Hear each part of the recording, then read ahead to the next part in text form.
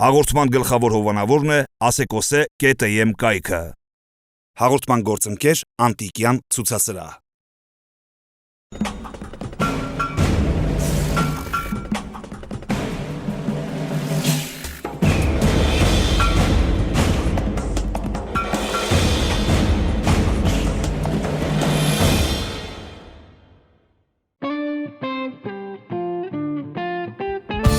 Ժամանակակից արվեստի լավագույն գործերն ու ամենահայտնի հայ նկարիչները Անտիկյան ցուցասրահում։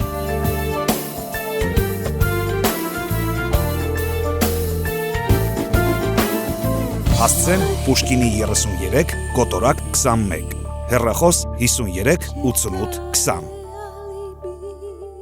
Այսօրվա իմ հյուրը ռոք երգիչ է, ով հայկական երգարվեստ մուտք գործեց ու չնայած դժվարություններին կարելի է ասել այստեղ իր ուրույն տեղը գրավեց հենց բերած նորամուծությունների շնորհիվ։ Նա մատուցում է դասական էլեմենտներով ռոք երաժշտություն, դե իսկ երգերի մեծ մասը հայ մեծանուն գրողների բանաստեղծությունների հիման վրա են։ Դրանցից վերջինն օրինակ Սևակի նամակ բանաստեղծության հիման վրա է։ Հենց այդ երգի նախապատմության, իր ներկայիս գործունեության եւ այլ հարցերի շուրջ զրուցում ենք երգիչ Վահագ Ռաշի հետ։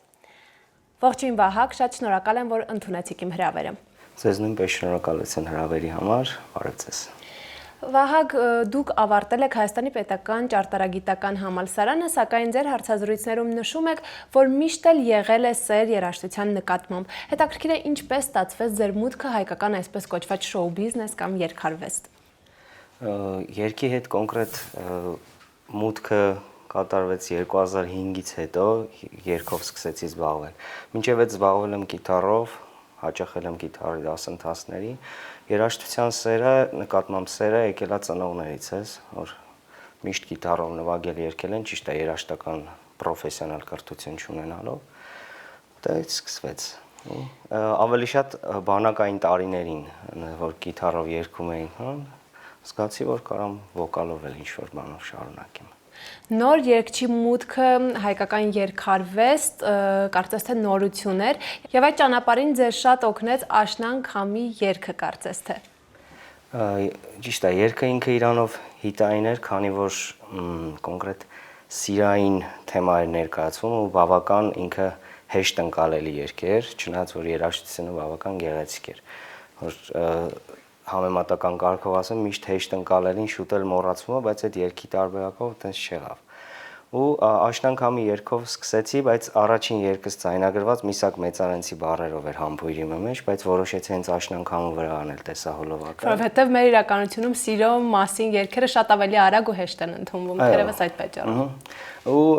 անկեղծ լինեմ, որ սկզբնական շրջանում դժվարությամբ էին ընդունում հեռուստատեսությունները, քանի որ նոր երգիչ էր ու նույնիսկ չէին էլ ուզում լսեին հեռուստատեսություններ կար, որ տանում էինք երգը ներկայացնելու, բայց երբ չնշեմ, որ հեռուստատեսությունը ինքը դրեց, դրանից հետո շարունակաբար սկսեցին մյուսներն դնել։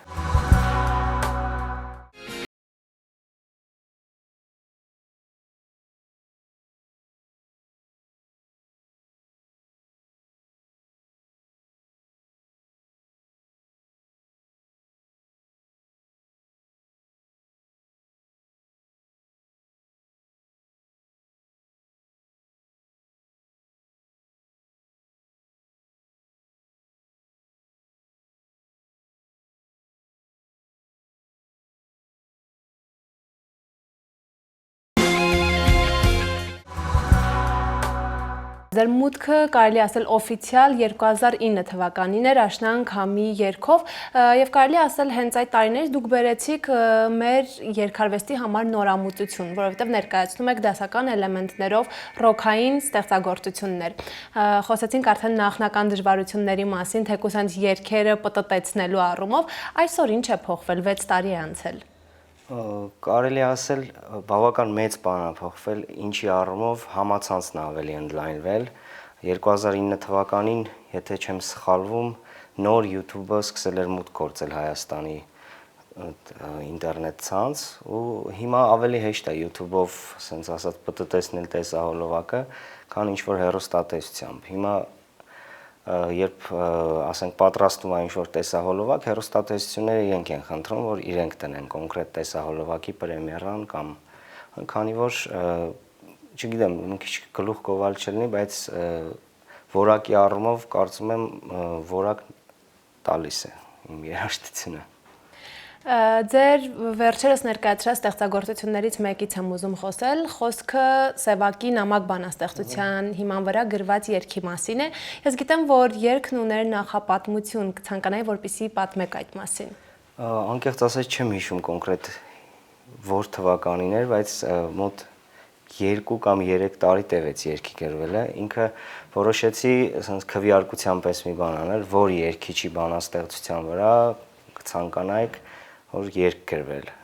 ու ընտրվեց Պարուս Սևակը։ Ճիշտն ասած, ես Պարուս Սևակ շատ եմ սիրում, բայց ամենաշատ չէի ուզում որ ընտրվեր Պարուս Սևակը, քանի որ շատ բարդ է։ Հանգավորումները բարդ են, այո։ Հանգավորումները ու կառուցվածքը երգի միշտ բանաստեղծությունների միշտ Սևակի մոտ բարդ է։ Մի քանի ստեղծագործություն կան, որ կարելի է երգ գրել ու ասենց ասած այդ բարդ բեռը վերցրեցի իմ վրա ու էլի քվեարկության սկզբունքով ընտրեցի մի քանի բանաստեղծություններից, հենց նամակը ընտրեցին, էջի հետևողները, մոտավորապես մոտ 3-4 ամիս երգը ասենց ասած կմախքային տարբերակով սարքեցի, հետո սկսվեց գործիքավորման աները ու մի պերիոդ եկավ, որ ոնց որ ասենց ասած փակուղու առաջ ոնց չէի պատկերացնում ոնց կարելի է շարունակել կոնկրետ գործիքավորումը, այդ բանում ինձ օգնեցին ընկերներս Հայաստանից չէ ուկրաինացի։ Չգիտեմ, երևի որ բանաստեղծությունը ծանոթ չէր, բառերը այդքան չէին բանում, երաժշտության առումով ոնց որ այդպես դուրս եկա ու շարունակեցի։ Մոտ 1 ամիս չկար, պրեմիերան արել ենք։ Չտեսա ես քեզ, ձմեռն էլ կանցնի, չեմ տեսնի ես քեզ, իսկ ուր է տարվա մեր եղանակը, այն 5-րդը, այն 5-րդը, միթե չի գալու։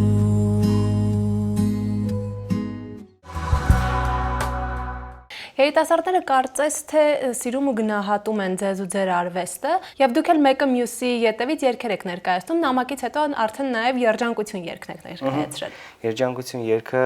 վերջերս եմ ներկայացրել շատ, ոնց ասած, կարճ ժամանակ առաջ, դեռ չգիտեմ արձագանքները ոնց կլինի, ու երջանկություն երգի մեջ կոնկրետ օգտագործված են էլի Պարուս Սևակի բառերը, բայց այս դեպքում շատ չարչարվեցին, քանի որ երգ չի, ինքը ասմունքի տեսքով է ներկայացրած։ Այդ էլ sense ասած տարբեր մարդկանց ասմունքները լսեցի, ուղարկում էին իմ էլեկտրոնային հասցեին, կոնկրետ Տարոնի ձայնը հավանեցի։ Մի քիչ իրար հետ աշխատելուց հետո ստացանք երգի տարբերակը, որը կարող են համացանցում արդեն լսել։ Բախտը կոտրեց իմ շեմին, ես կտաբեք օրներում, այն աչքերը անմեկին, այդ աչքերը պրկեցին իմ կույր հոգին։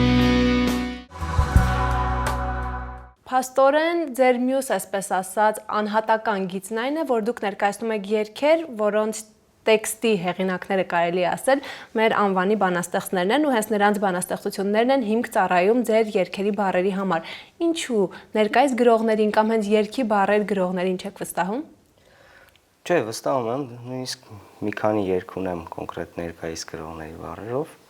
գրողի բառերով, ավելի շատ Տաթև Ոսկանյանի հետ եմ սիրում աշխատել։ Երբեմն սենց ալում, բանաստեղծությունը կարդում եմ, ոնց որ սենց ասած զգում եմ, որ իրա վրա կարելի է ինչ-որ երգ սարքել բանաստեղծության կոնկրետ տեքստը հոգուս հարազատ է թվում։ Շատ է ստացվել, որ կիսատ է մնացել, օրինակ Տերյանի ապրելուց քաղցր եմ եղնել քեզ համար, սարքած ունեմ, այս կիսատ է, երևի մի օր կվերջացնեմ, բայց երբ վերջացնում եմ, գործիքավորումը անում եմ։ Իսկ ժամանակակից բանաստեղծությունների ճիշտ ասած այդքան ծանոթ չեմ, երևի չգիտեմ, կարող է իմ մեղքն է, կարող է որ շատ հայտնի չեն դրանից է, ու կամ էլ ժամանակ է պետք երևի որ կոնկրետ բանաստեղծը ընդունվի ու շարունակվի իր բանաստեղծությունները, ասենց ասած քարոզվել կամ ռասկոտ կանել։ Մի առիթով դուք նշել եք, որ մեզանում գրում են երգեր Քավորի, Սանիկի, Հարսնաքրոջ մասին, գնում են ու կատարում են այդ երգերը։ Դուք բնականաբար այդ մեխանիզմով չեք աշխատում, արդեն հասկացանք, որ դուք կատարում եք ռոքային ստեղծագործություններ, օրինակ Լուսամփոփի պես աղջիկ Չարենցի բանաստեղծության բառերով։ Եվ մեր հասարակությունն էլ, այսպես ասած, այն խնջույքային երգերը կամ Քավոր Սանիկի մասին երգերը մի տեսակ ավելի շատ է ընկալում, դրանք ավելի թեթև են, ավելի շատ է լսում։ Այսպես է հասարակության հոծ զանգվածը, որքան էլ ասենք, որ հիմա երիտասարդությունը փոխվել է, օրինակ Վահագ Ռաշին են սիրում, երկրպագում, միևնույն է նա ավելի մասսայական է։ Սա ձեզ չի խանգարում։ Չէ, բացարձակ չի խանգարում, քանի որ նման երգերը իրենք կարճ կյանք են ունենում ու հնարավոր է հարսանիքից հարսանիք, ասենք ինչ որ կա կոնկրետ լսարան, որ լսում են նույնիսկ մեքենայի մեջ տանը, բայց սենց ասած ուրախանալուց, քեֆերի ժամանակ ու ես ունեմ իմ լսարանը, ճիշտ է, ինքը շատ մեծ չի, հնարավոր է ինչ որ ժամանակ կա, երբ մեծանա ավելի, չեմ ասում Հայաստանի շրջանակներից ավելի մեծանա, որտեվ չեմ կարծում, որ արտասահմանում ինչ որ հասկանան կոնկրետ Պարուսևակի գրածը, պետք է թարգմանել անգլերեն, կոնկրետ այդ թարգմանություններն էլ չեմ սիրում, շատ են առաջարկել, որ կոնկրետ ես կգամ երգը անգլերեն կամ ռուսերեն ներկայացնել, ինքը որ երգը գրված է կոնկրետ հայերեն, կոնկրետ ինչ որ զգացողությունների հիման վրա։ Իմ կարծիքով երգի երկու տեսակ կա, որ հոգուց է բխում ու կոնկրետ ինչ որ sense պատվեր է։ Նման երգեր ես էլ կարող sense էլի գլուխ չկովեմ, բայց բառերը տվեք 15-20 րոպեում կարող եմ երգ սարքել, բայց չեմ ուզում այդպես աշխատել։ Հետաքրքիր է դուք ունենում եք այստեղ համերգներ կամ համերգներ օրինակ դրսի հանդիսատեսի կողմից պահանջարկ եւս կա։ Դրսի հանդիսատեսի մենահամերգ դեռ չի եղել, որ կոնկրետ Վահագ Ռաշին հրավիրեն ինչ որ երկրում կամ ինչ որ քաղաքում մենահամերգի, ինքը որտեվ ես կոնկրետ մինուսով չեմ գնա մենահամերգ տամ, մինուսով կերկեմ, ասենք ինչ որ 10 երգիչ են, կոնկրետ իմ մի երգը կերկեմ, ու այդքան էլ չնայած դուրս չի գալի, բայց ուրիշ տարբերակ չունենք, որ սիրում եմ կենթանի նվագակցությամբ, ամեն ինչ, ասենք լրիվ ուրիշ է կենթանի նվագակցությամբ համերգը։ Մոտ 2 տարի ամենահամերգ չեմ ունեցել, մանր-մունր համերգներ շատ է եղել, բայց խմբի հետ հիմա խնդիրներ կա, ոչ թե խնդիր, ասենք տղաների գերակշիռում, ասենք Հայաստանում չեն, նոր խումբ պետք է հավաքեմ ու հավանաբար աշունը, եթե ամեն ինչ լավ ստացվի, մենահամերգ կունենամ։ Դուք տարբերվում եք ոչ միայն արվեստում ձեր մոտեցումներով, նաև ձեր քաղաքացիական դիրքորոշումներով եւ սոցիալական ցանցերում հաճախ բարձրաձայնում եք այս կամ այն հասարակական հնչեղություն ունեցող խնդրի մասին, արտահայտում եք ձեր կարծիքը, արտահայտվում է նաև այս կերպ ձեր դիրքորոշումը։ Հետաքրքիր է Հայաստանի հասարակական քաղաքական մշակութային կյանքում, որ խնդիրներն են ամենից շատ ձեզ անհանգստացնում։ Շատ խնդիրներ կան անհանգստացնող, բայց հիմնական որ կոնկրետ Հայաստանում ինձ անհանգստացնում է արտագաղթի խնդիրը, չեմ ուզում շատերն են խոսում դրանից, բայց ես այդ ամեն ինչին ականատես եմ լինում, կոնկրետ իմ շրջապատի, իմ ընկերների, որ շատ հարազատ մարդիկ ունեմ, Հայաստանում չեն։ Դա է անհանգստացնում ու անհանգստացնում է նաև այն խնդիրները, որ կոնկրետ մեր կառավարությունը ուշադրություն չի դարձնում տարբեր կարևոր հարցերին, որ կարող է կոնկրետ ուսում, դպրոցներ, հենց ասած, ցավալի հարցեր է, կարող եմ երկար խոսել, միշտ պատրաստ եմ կանգնել այն մարդկանց կողքին, երիտասարդների կողքին, չեմ ասում, քաղաքական հարցերով առաջ մի քիչ, ասենց ասած, հետևում էի, բայց հիմա չեմ հետևում, քանի որ ոչ թե հիասթափվել եմ, այլ ինչ որ կոնկրետ Հայաստանում ուժ չեմ տեսնում, որը կարող է ներկայիս կառավարությունից ավելի լավը լինի։ Չեմ ասում լավն է, վատն է, բայց երբ որ տեսնեմ, կոնկրետ կզբաղվեմ, կհետևեմ այդ մարդկանց գործունեությամբ։ Վերջին իրադարձությունների ֆոնին կարող ենք ասել, որ մենք ունենք նոր իրավիճակ, երբ պահանջատեր, կիրթ երիտասարդները կոնկրետ պահանջներ են դնում ու փորձում են հասնել դրանց լուծմանը։ Գուցե փոփոխությունների շեմին ենք։ Ճիշտն ասած, ես էլ եմ համարյա ամեն օր գնացել եմ Բաղրամյան, բայց չեմ գնացել որպես Վահագ Ռաշ, ինձ Դե ոչ մեկ չի տեսել, իմ ընկերներն են մենակ տեսել, որ շոու բիզնեսի հետ կապ չունեն։ Կարծում եմ, որ ինչ-որ փոփոխություններ կլինեն, քանի որ ես առաջի անգամ, ասենք, միշտ ասում էի, ինչ-որ հայ ազգը չարացել է, հայ ազգը ինչ-որ ժպիտը դեմքներից քիչ է, բայց գնալով Բաղրամյան զգացի, որ այդ բավական մեծ ինչ-որ բազմություն չասեմ, մարդկանց խումբ, կա որ ինքը ժպտում է, ինքը ուրախ է, ինքը ուզում է ինչ-որ փոփոխություններ լինի ու հույսը չի կորցրել կոնկրետ։ Կարծում եմ, որոշ ժամանակ անց ինչ-որ փոփոխություններ կտեսնենք ու կառավարությունը հաշվի կնստի կոնկրետ երիտասարդության հետ կամ ոչ միայն երիտասարդության պայքարող մարդկանց, ովքեր չեն ուզում իշխանափոխություն անեն, հելնեն ինչ-որ կռիվ անեն, ուզում են, որ դեպի լավը փոխվի երկրի վիճակը։ Խոսեցինք արտագաղթից, դուք ներկայացնում եք երաժշտություն, որը ամբողջ աշխարհում մեծ պահանջարկ ունի, ռոք եւ ռոքային էլեմենտներով երաժշտություն։ Հետաքրքիր է, դուք ձեր եւ փոքրիկ երեխա ունեք, որդի ունեք, նրա ապագան պատկերացնում եք Հայաստանում, այստեղ թե հնարավոր է մի օր, այսպես ասած, արտագաղթը թակի նաեւ Վահագ Ռաշի դուռը։ Չեմ կարծում, ես հենց ասած ինձ ստեղ շատ լավ եմ զգում ու ինչքան էլ տարբեր տեղեր եղել եմ, նույնիսկ կես տարով, մի քիչ ավել պակաս, ու միշտ էլ նույնիսկ գնալուց առաջ մտածել եմ երևի կմնամ, բայց միշտ էլ հետ եմ վերադարձել ու զգացել եմ, որ կոնկրետ ինչ-որ հարցեր կա, որ ճիշտ է, այնտեղ լավ է, բայց որ ընկերներիդ կողքին ես, հարազատներիդ կողքին ես, այդ ամեն ինչը իմ համար ավելի, ասենց ասած, կարևոր են, քան ֆինանսական, չգիտեմ, մի քիչ բարձր ցածր տարբերությունները։ Չգիտեմ, ես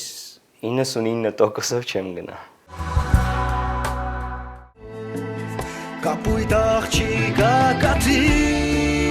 ու կաթի պես օգետով լուսան բոբի պես աղջիկ աստված ամոր աչերով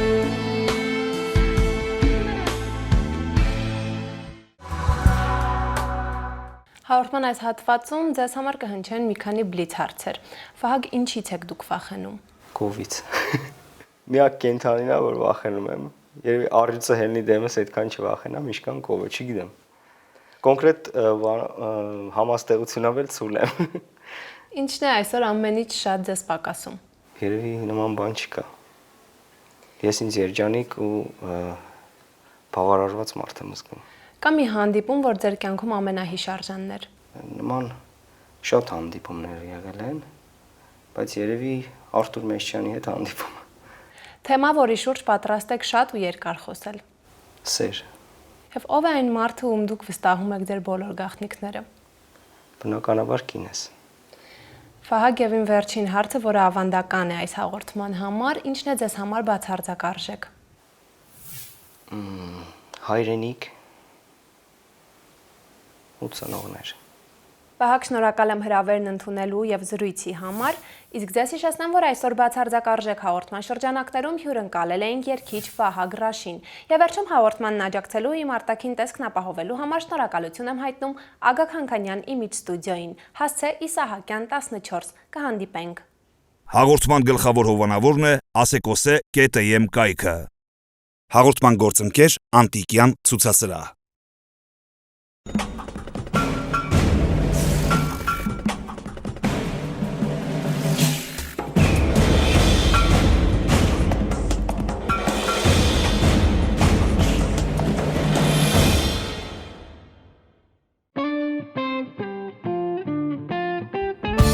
Ժամանակակից արվեստի լավագույն գործերն ու ամենահայտնի հայ նկարիչները Անտիկյան ցուցասրահում։